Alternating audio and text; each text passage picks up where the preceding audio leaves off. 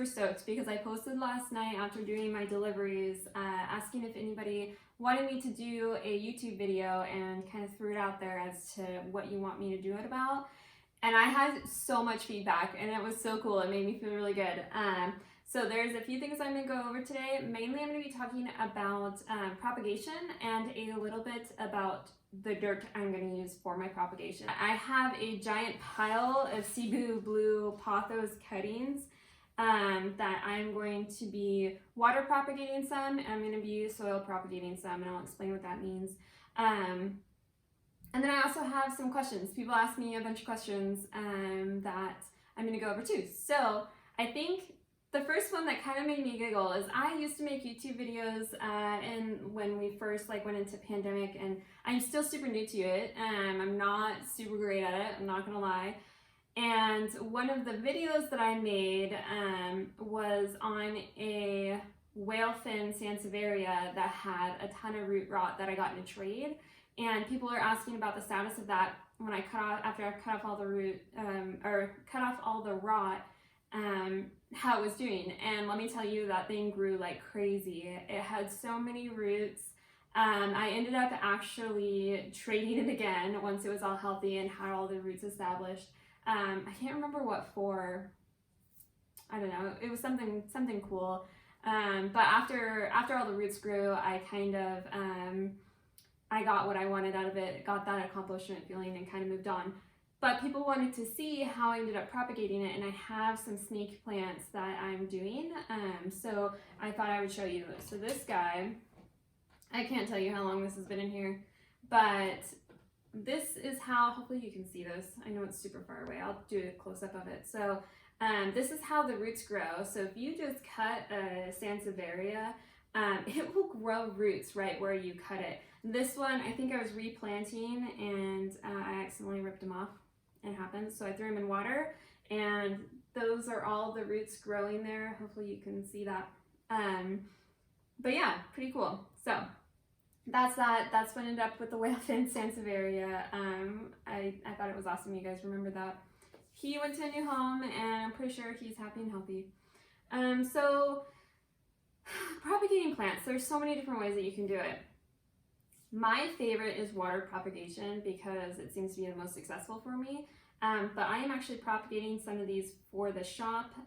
So I'm going to be doing some in water, and I'm going to be doing some straight into soil. Plants have nodes. So at each leaf on pothos, for example, we have this little node. And we also get aerial roots off of those nodes. Like this guy here, he has an aerial root there, an aerial root there. Each one of these spots is called a node. And if you want to propagate, then you cut right above the node, and this is actually the part that you either want to put into water or you want to put into soil. So that's what we're going to do. With that, when you cut pothos or really any vining plant, most of the time if there's a leaf that's not fully hardened off, like this guy here, this will probably die, which is always such a bummer, but it's just the way of propagating. So with propagating these Cebu Blues, I cut all of these off of a mother plant that I have. I've had it for months now, but he just needed a haircut, and I want to propagate these and grow them for the shop because a lot of people want them, and there's that whole dash to Lowe's things right now that kind of sucks, and I'm hoping that I can propagate enough of these to get them around the community. These are one that I'm aiming to propagate, and the other one that I'm aiming to propagate are also micans. It's unfortunate because this plant is a prolific grower. It grows so much so fast, and it's really pretty. It's a gorgeous plant, and I don't think, I mean, these pop up at Lowe's for like 15, 20 bucks. And I'm seeing people post them on Craigslist for like $40, $50, $60. And man, that just is such a bummer, because if all of us who got one of those $15, $20 plants propagated them, then we would have enough to flood the community with plants for not that expensive. So that's kind of my goal, is to propagate the ones I have to make them available to the community at a decent price. And I'm also seeing that with micans. Micans, I love, like, I have one. I actually have a baby one right there. I absolutely adore micans, and I'm seeing the price of those just shoot up, and it's such a bummer because it is also a plant. It's not as fast growing as cebu in my opinion, but it is a plant that you can propagate pretty easily, and I'm seeing the cost of them just jump, and it's not necessary. Like, I just bought 4 for $25 online, or 4 of them, $25 each for a really full 4-inch pot. And I'm seeing people, you know, sell a 6-inch pot for $100, and it's like, we don't need to do that. So my goal is with these, and micans are the 2 that I'm aiming for right now. Oh, and then also begonia, maculata. I can't say the name. I'm terrible with names, I'm not gonna lie. I can spell them, but I can't say them. That's another one that I'm trying to propagate for my shop to make them more widely available in the community and hopefully keep the price low, because it is a plant that I think a lot of people really enjoy, and I don't want it to become one of those plants that the price is just super duper high, because it shouldn't be. I mean, if a plant is imported, I get it. That's an expensive plant. You can't get it in the US, you have to import it from another country, it has to go through that shock of shipping, you get it, you rehab it, blah, blah, blah, blah, blah, you acclimate it, now you have a plant, and yeah, it's expensive. I get it. But when you can get these at Lowe's for $15 to $20, there's no reason that I should see them on Facebook Market for $40, $50, $60. That just kills me, you know. A lot of people could really enjoy these plants without having to, you know, sell their firstborn child. So, rant over. How I'm gonna propagate these is I've got my clippers. Now, it's a really good idea for you to put these in alcohol before you snip your plants with them, because when you snip these plants, it's kind of like you're creating an open wound on the plant. And so if you were to slice your own hand with a pair of gross bacteria-filled, you know, shears, you would be concerned, and you should be concerned about that for your plants too. So if you just dip these in alcohol really quick before you snip, I've got my, well, I had my cup full of alcohol, and then I accidentally tipped it over, and now I'm out of it. But anyway, if you dip it in there, it'll keep the bacteria and the grime out of the wound of your plant. So we're gonna start. This one has 1, 2, 3 aerial roots, but there's no leaves on this aerial root. So I'm going to cut him with his one leaf and stick this whole stem inside of dirt. So he'll be a dirt one, because he has a lot of aerial roots that have potential to grow pretty quickly in dirt. So we're gonna do that. And then this guy, we're gonna leave this, it's probably gonna die on that. It has 2 nodes on it, and this one has a little tiny aerial root, but this leaf is not hard enough yet, so it's probably gonna die. We'll try to keep it, but yeah, probably not gonna get that one to survive. And also this one's unflowering. That's a bummer. He's probably gonna die. So we're just gonna snip. So I had some like questions that I'm gonna go through with you guys while I snip all of these. One was if I like owning a plant shop. We've been open for about 2.5 months now, and hang on, I'm gonna grab a bucket so I can throw the extra stems.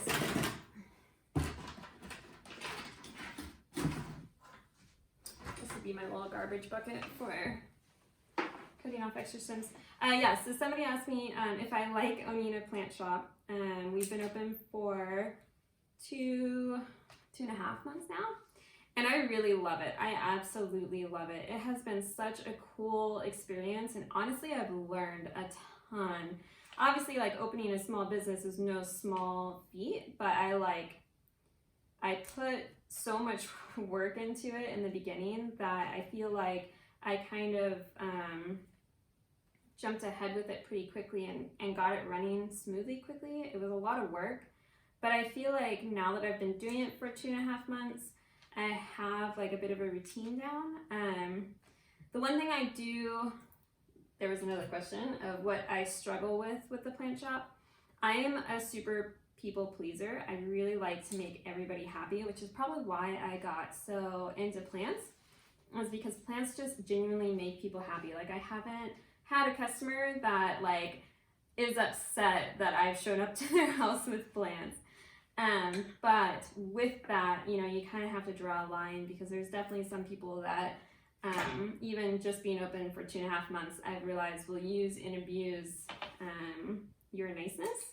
So that's been a little bit of a learning curve for me, but other than that, yeah, I absolutely love it. Like I said, a lot of hard work, but it is paying off for sure. Here's another long vine with an unflowering leaf. Unfortunately, we're pretty much sacrificing that guy.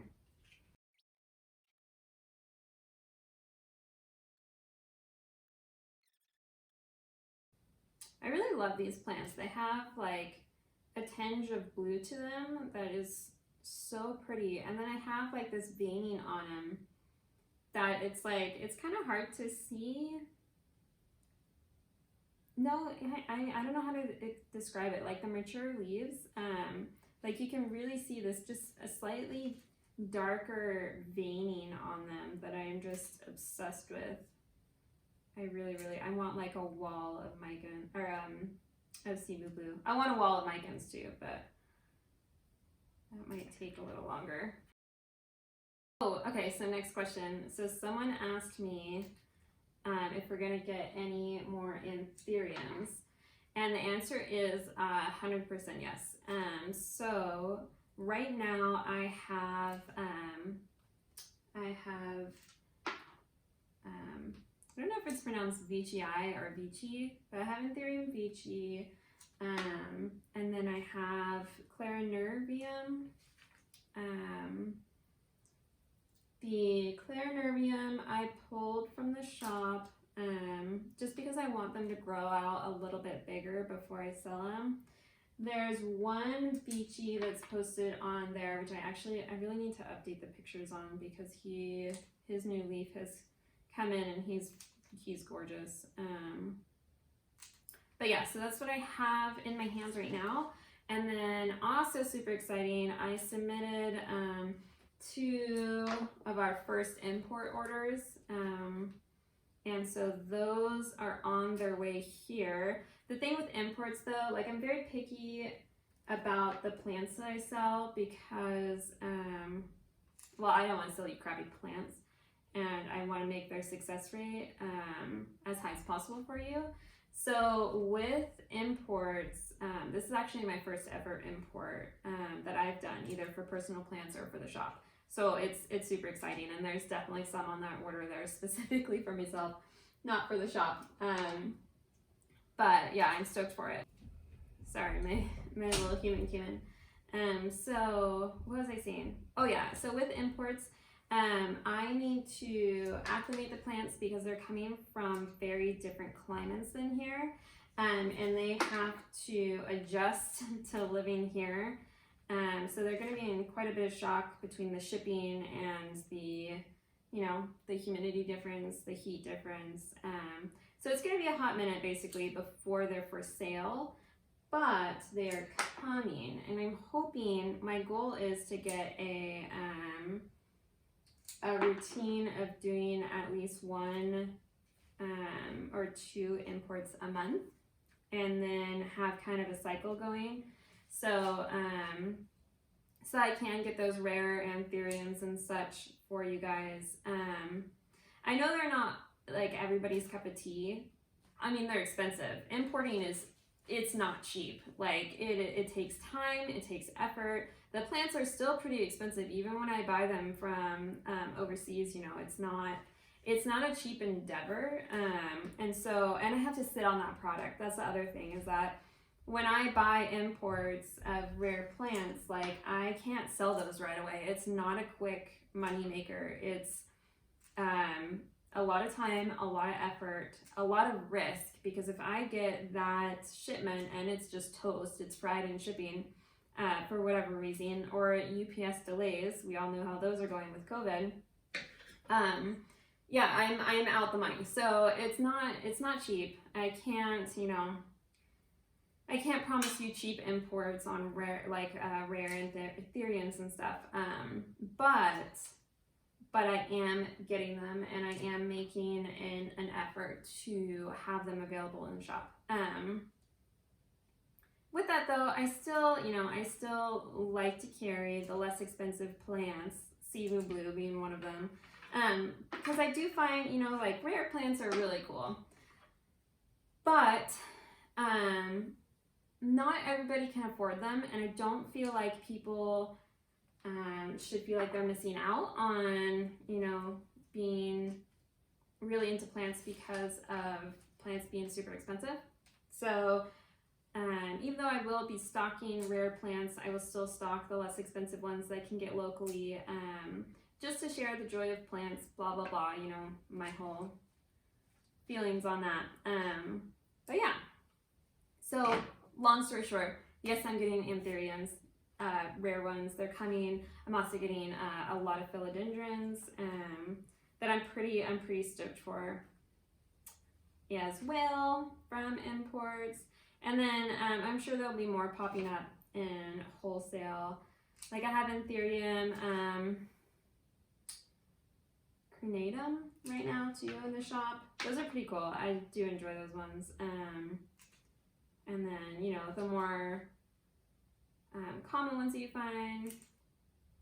I don't have any flowering ones, like, the ones that you normally see at like the grocery store and such, because honestly the wholesale price on them is not it's not cheap. I mean, it's cheap, but it's not, I can't beat the prices of like Safeway and Fred Meyer's and places like the big box stores that carry them all the time, like Home Depot.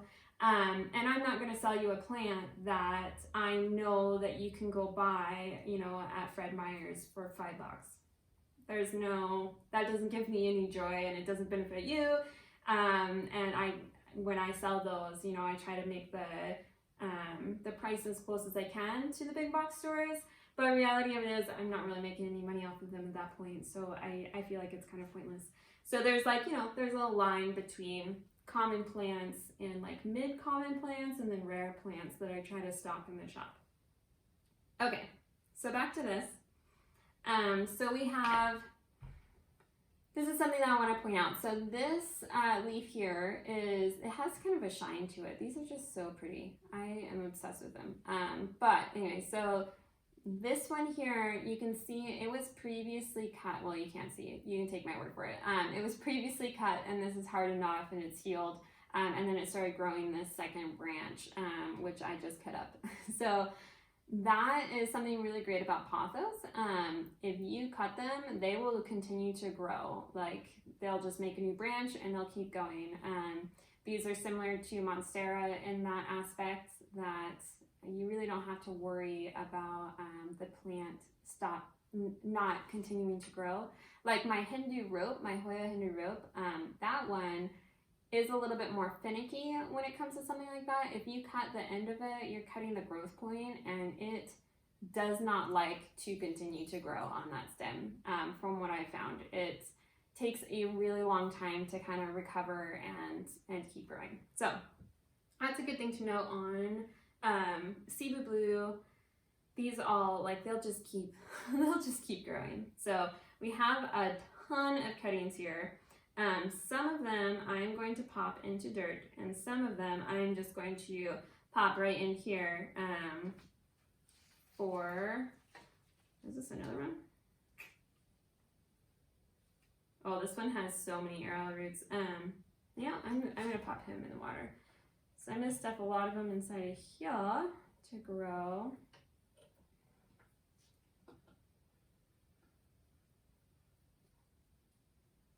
And you know what, when I'm, one thing that I found that's very successful with these guys, and pretty much all my plants are just going crazy right now, and you wanna know why?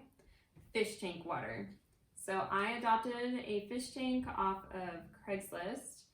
I don't suggest doing that if you don't want to put in the work, because it does take some effort to keep fish alive. It has definitely been a learning curve for myself, but I do have to say, so when you have a fish tank, you clean out the water once a week. I do like a 20% water change. What did I say? I do it once a week. That's what I should have said. I think I said twice a week, but I do it once a week, and I use that water from the fish tank that instead of pouring it down the drain, I water my plants with it, and holy moly, they are going nuts. And so if you do have fish tank water, propagate your plants with it, because man, they will grow like crazy with fish tank water. So yeah, that is that. Highly suggest. Success rate is like through the roof. I need more. I have so many cuttings of this I took like 1 billion. Man, and my plant still is like so full too. Like this plant has just been so happy. A little bit of care tip. I let these guys, obviously everybody knows it's better to underwater your plants than to overwater them. If you're going to not be a perfect waterer, I suggest that you underwater than overwater, because you overwater and you're going to kill your plant. You're going to kill your pants. You're going to kill your plants if you overwater. Don't overwater. Do not overwater. But if you underwater, they'll survive. They'll bounce back. They're totally fine. A lot of plants are really drought resistant. Pothos being one of them. I let these guys get pretty darn dry. Not super dry, like the first 2 inches of soil. I actually don't water my plants based on like the first 2 inches of soil. A lot of people find that really beneficial and helpful, and so I say it, wait for the first 2 inches of soil to be dry and then water it really thoroughly. I actually don't do that. I go by weight. So I actually like pick up my plant and I was like, wow, this feels really light, and I soak it, like I super soak it. And then I feel how heavy it is, right? And then I let it get super light again. And when it's super light, that's when I water it super thoroughly. I need more propagation thelias. This is like a little bouquet of cebus. I love it. So now what I'm gonna do with these guys is I'm gonna put these straight into soil. So a really popular question that I got was an all-around soil, like a general soil mix. And it's kind of funny because that's like all I sell in the shop when it comes to dirt is I sell my general mix of soil. And what I use, so this is what's worked for me, and honestly, I use it for 90% of my plants. I don't really keep succulents. I don't really keep cactuses. There's definitely a difference for soil for those types of plants than for, you know, your pothos and your monstera and your abisones and what else do I have in here? Your Hoyas. So I use all of this. My anthuriums, like I use my ficus, all get this general mix. My string of hearts, yeah, everything that I'm looking at inside of my plant room right now is in this generic soil. I don't do anything special with it. I use this as a general mix for pretty much everything because honestly, I find it really time consuming to have like different soils for each type of plant for one thing. And then also once you get into like that categorized soil, the price seems to just go through the roof, and I'm not about that. So this is my soil that I make and I sell in the shop, and I keep it as cheap as physically possible.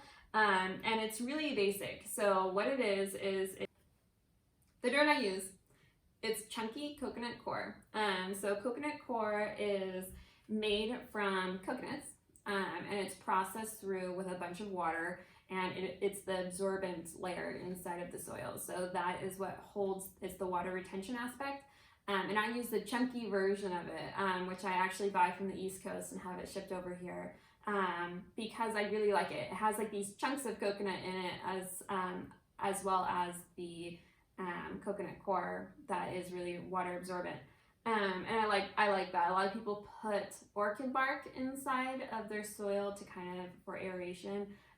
Instead, I just buy this because it has the chunks inside of it that emulate the orchid bark, so I don't have to add another thing to it. So chunky coconut coir, 40%.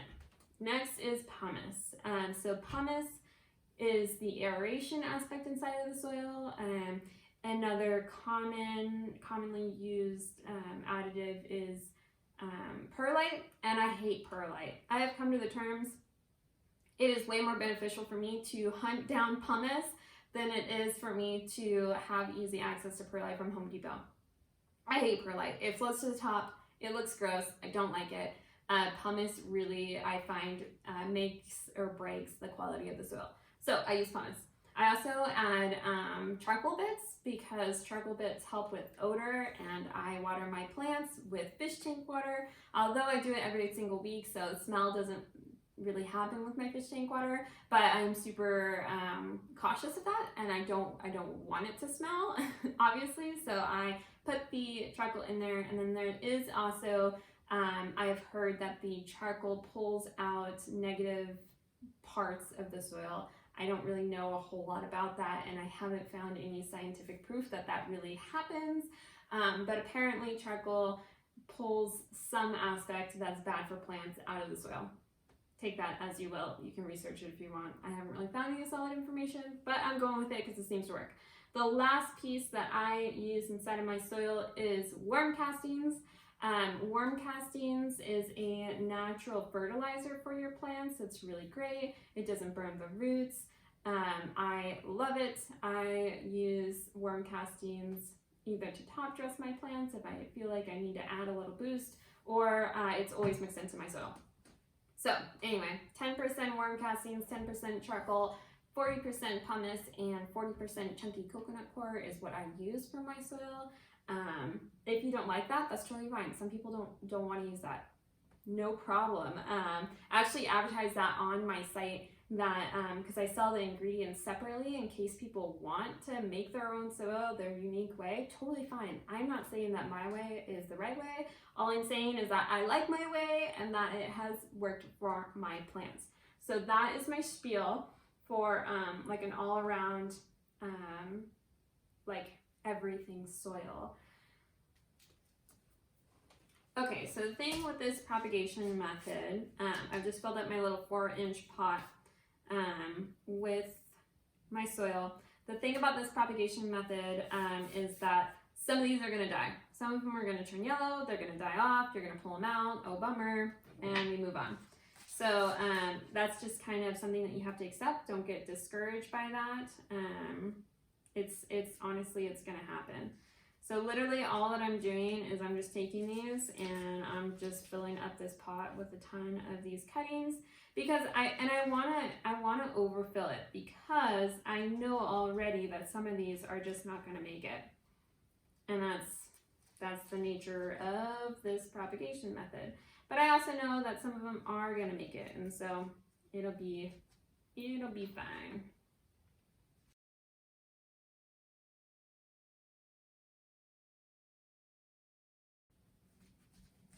One thing that I do suggest with vining plants like these is if you pin them up with a moss pole once they start to vine out, your leaves will get so much bigger. I highly suggest that because it makes a huge difference in the leaf size.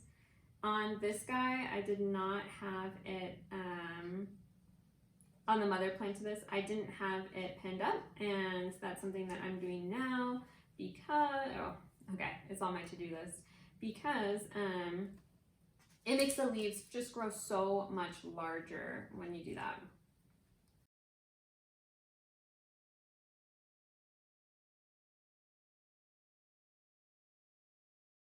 Okay, that's pretty good for that guy.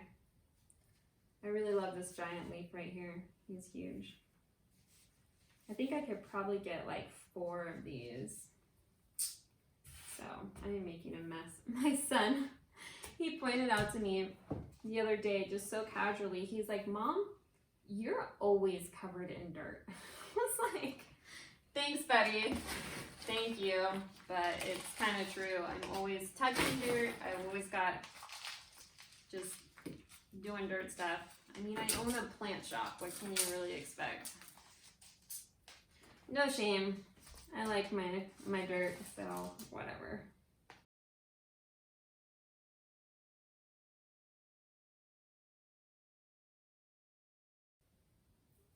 Oh man, I forgot I have makeup on because I never wear makeup anymore. During this whole quarantine, like, I came downstairs to make this video and Wyatt was like, Mom, do you have makeup on? And I was just like, yeah. And he was like, oh, why? And I was like, I don't know, like, you know, I felt like putting makeup on. He's like, but you don't wear makeup anymore. I was like, oh God. But it was kind of funny. But yeah, I just rubbed my eye and realized that I have makeup on. Which I think that's one benefit of like making YouTube videos is it kind of pushes me to like get dressed and not like live in PJs all day. Which I think, yeah, with this whole quarantine life. I delivered plants in my bunny slippers the other day, if some of you saw that. No shame. That's just life right now with the quarantine. I was like, bunny slippers are in full force.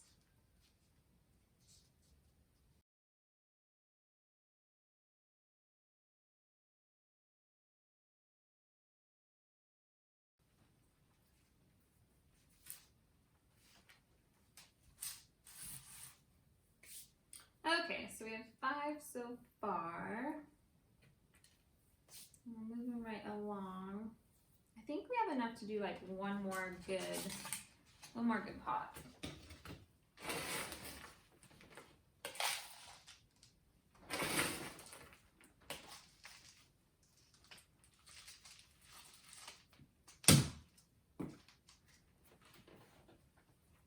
So just for like a size reference, because I know that sometimes it's hard to tell just from online with our shop, is that so 1 bag of dirt, so this is from like 1 bag of dirt inside of our shop, and so far we've filled 1, 2, 3, 4, 5, 6, and I have a ton of soil left. So it might not seem like that big of a bag online, but this goes a very far away. I mean, this is not even accounting, none of these cuttings obviously have like established roots that take up some of the space inside the pot. This is straight just filling these pots, and I think I could do double this like with what I have left too. So it doesn't seem like that big of a bag online, but it really is. It goes a long way for sure, which is really great because that's what I want. I want to give you you know, as much as I can. That's, you know, when I was going through the sizing for my dirt, like I wanted to keep it reasonable because not everybody has a ton of space to store a ton of dirt. So you can buy like giant bags of dirt, but like where are you gonna put it, you know? And so I wanted to keep the bag reasonable, like size wise for storage, but then also like you know, make it enough for you to be able to pot your, you know, your plants with a sufficient amount where you're not having to buy like 3 bags of dirt to pot your plants, because that's just silly in my opinion. It's a waste of time, and most of the time a waste of money and a waste of packaging. Oh, this broke. Okay, so I have like 2 nubs here that have no leaves, and this really isn't that big of a deal. So this is actually something that happens quite a lot. I actually sometimes do this on purpose. So I actually just did this with a bunch of burrow marks because they had spider mites, and I was just so done dealing with the spider mites. So I chopped off all their leaves, so the spider mites didn't have anything to live on anymore, and then I treated the stems. And I'm not worried because I know that the leaves on those are going to grow back, and then when they grow back, as long as, you know, I stay on top of spraying down the plant, the spider mites won't have anything to live on for quite a while. They'll die off, and then the new growth will come in and no more spider mites. So someone asked me about pest solutions. I'm not going to go through a whole bunch today, but that's just one thing that I find. You can totally grow a plant from this. These have, I mean, each of these have 3 nodes, 3 aerial roots. These are totally growable. So don't throw these away. If you have a node with an aerial root or just a node, pop this in water, and I promise you they will grow and new leaves will come, and it's kind of fun when you start with this little chunk and it ends up being a full plant. So don't throw those away. Plant them.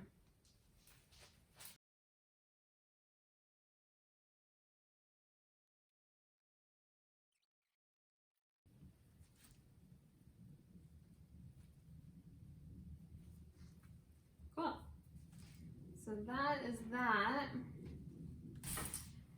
So hopefully you will see those in the shop soon, all grown out and happy little campers. Just gonna clean up my mess.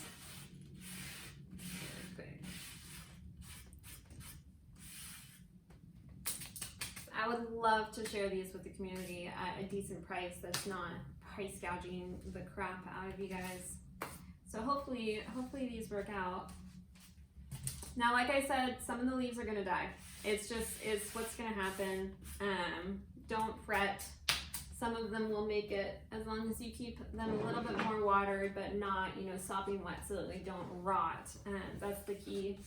So that is 2 ways to propagate. So this was soil propagating, this is water propagating. Once these have a significant amount of roots, like this snake plant right here, like if you can see those roots, I know it's kind of far away, but you could plant that, no problem, and he would be just fine. So once those have a good amount of roots too, then I'll swap them over to soil. Like I said, some of them, even in that case, are going to turn yellow and die. It's just kind of the nature of it. So when you do propagation like this, you do want to get a lot of cuttings and kind of fill out the pot, so that you're compensating for the fact that some of them are going to die. So that's that. There was a couple, oh, okay, I want to show you this. So this is a Rhiphidophora tetrasperma. Ooh, he's stuck. Okay, I just wanted to show you this because this cracked me up.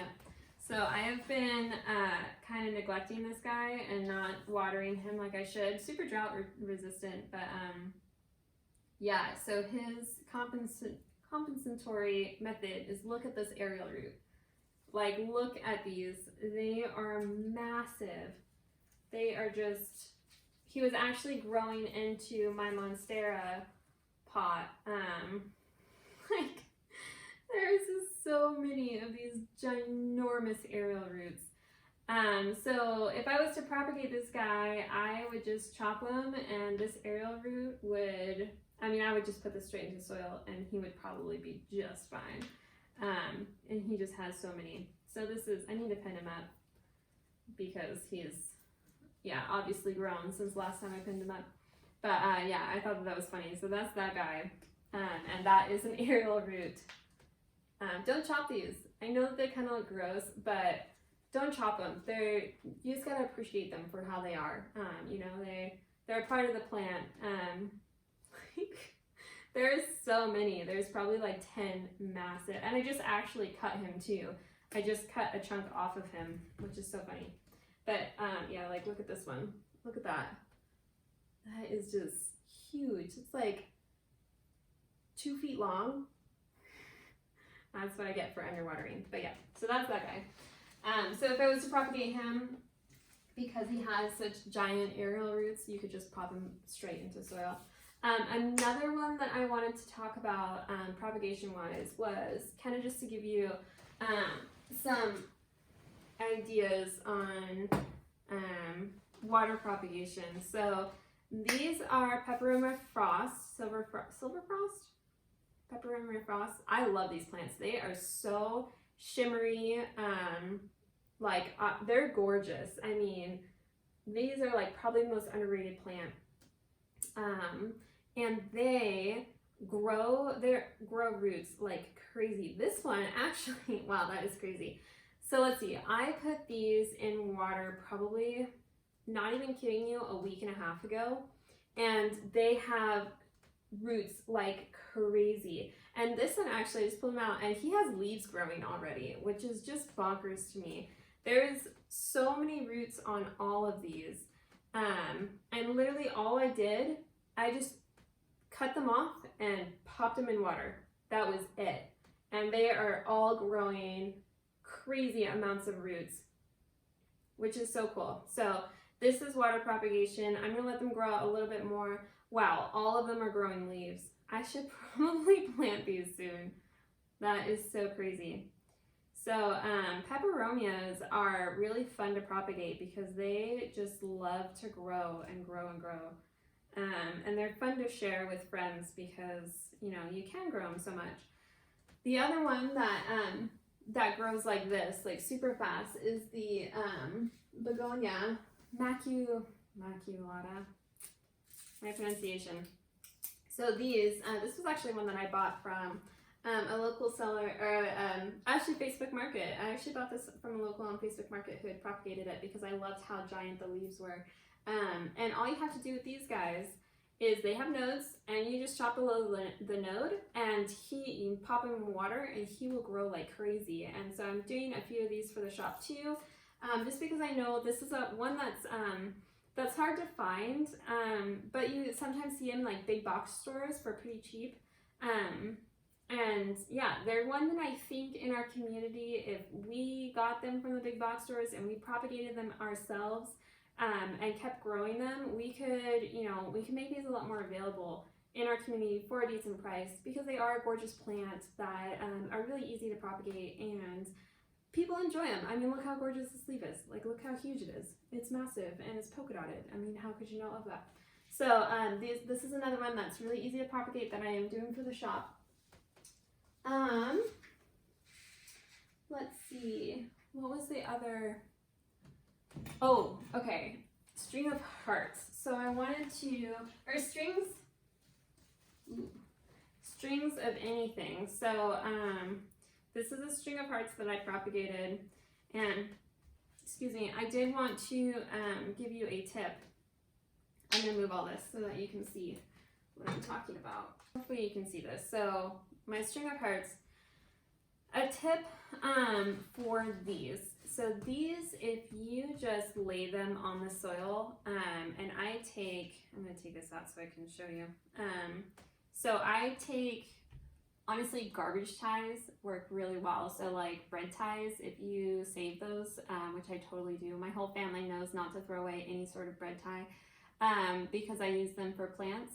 So if you just take a bread tie, I don't know if you can see this, and you fold it in half, and you lay the string of hearts, or strings of anything really, a string of pearls, a string of spades, really like string of anything. So that's what works for Hoyas too. And you use this to pin the vine right at the node down to the dirt. It helps tremendously for these to grow way faster. So it keeps them in place for one thing, which makes them a little bit more pretty so that they're not trying to jump out of the plot. And then, yeah, it really helps, and it makes these grow roots at the node, because it kind of fills the soil, fills the moisture, and then that's what initiates the root growth. So pin them down whenever you do this.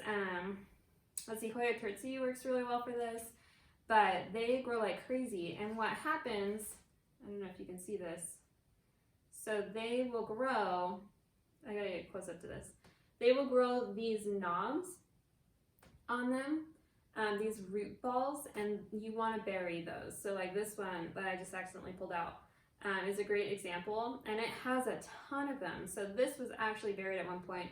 I actually just repotted this guy today, because funny story, he had an imposter in his pot. So he had something other than a string of hearts that was growing in his pot, and at first I thought it was cute. I figured it was something like nearby that had ended up in his pot, whatever, let him live. And then he grew into like this thing, like this big, and I was like, felt like he was taking over my string of hearts pot. And so I went and I chopped him off, but as I was chopping him, all of these seeds fell off the plant right into the string of hearts pot. And I was like, well, that's not good. And so a few weeks later, I had a ton of whatever those little imposters were. It's some kind of weed growing in the pot. And so today it was getting a little crazy, and I didn't want to kill this string of hearts because I really love string of hearts. So I painstakingly took out all the roots of the imposters, separated them from the string of hearts, and repotted the string of hearts, and used that that tactic of pinning down the stem close to the node into the dirt, just with a bent in half bent in half bread tie, because it helps the plant acknowledge the soil and the moisture and grow the roots. So, fun fact, there's that propagation. These are so easy. What you can also do, so say if you had, say this was filled with dirt, another way to do this where you don't have to cut them off of the main plant is you can have these sitting like on a shelf and then have a thing of dirt sitting right here, and you can lay the bottom half of the strands on top of the dirt and pin them down, and these will actually start to grow roots, and once they establish themselves, then you can cut them off the mother plant, and you have initiated a propagation with a lot higher rate of success because you haven't chopped it off the main nutrient supply until it has created its own root system. Super great. So stick it on a little shelf higher, lay it over the soil, pin it down, let it do its thing, and then chop once it's established. Super great way of really any string of things. Let's see, one more little guy that I wanted to talk about. So this is a string of pearls. I accidentally knocked this guy off when I was moving plants, and I was super sad about it because he's so cute. It's been in here for a couple weeks, and I was kind of curious as to whether or not it had grown roots. I mean, it has new leaves coming in, so I'm assuming that it is growing in here, but I'm super duper curious, so I'm gonna rip it out and I'm gonna show you if it actually has roots. It feels really loose. It might not have any roots. You can feel sometimes like, so with these, once it's been a little while, maybe they're showing new growth, I'll go in and I'll like pull the leaves up, and if I feel resistance, that means it's starting to root. This one, I'm not feeling a ton of resistance. Oh no, we've got roots. Oh yeah, you can see that. So literally all that I did with this string of pearls is I accidentally knocked it off. I ripped off the bottom few leaves of it, and I just stuck it right into soil, just literally like this. And it's rooted. It's got little roots. So that's kind of exciting. So that's another way that you can, or that's a way that you can propagate string of pearls. Just gonna bury him back in here. You can also stick these in water. So I have a couple that a customer actually gave me a variegated string of pearls that I have rooting in water right now, and they're actually coming along. I'm really excited about it. I was so thankful that they gave me those, but I'm water propagating those. So with string of pearls, you can water propagate or soil propagate. This one's doing just fine, just by sticking them inside of dirt. I mean, it's really cool how most plants are really easy to propagate. It takes time. That's the thing, is it takes time for their roots to establish. Okay, so this big guy is a Monstera deliciosa, and he's been in here for so long. I was actually really bummed because just yesterday I had a pot fall over on top of him and it snapped 3 of his leaves, and I was like, it sucked because it was like his biggest leaves. But this has just been living in fish tank water, and let's just I should probably I think I'm gonna put this guy in leca. I think that's what I'm gonna do. But look at those, look how gross the water is. But look at those roots. Yeah, so that's water propagation, and he's got a new little leaf coming in. But yeah, he's well beyond needing to get moved to soil. But yeah, I think I'm gonna do leca with this guy. I haven't dived into leca, but I think that this is gonna be the first one that I put in leca as soon as I get it. I just have been so busy. So this is another super easy one to propagate. Monsteras, oh my gosh, they are such a hardy plant. I highly suggest those guys. I think that's about it. Yeah, if there's anything else, like any other YouTube videos that you guys want me to make, or any suggestions, feedback, let me know in the comments, and I will get on it as soon as I can. a little busy, but I really, like, I miss making YouTube videos. And so I think that I'm gonna make time for it in the near future. So hit me up, let me know what you think about this, and anything that you wanna see next. And until then, I'll see you later.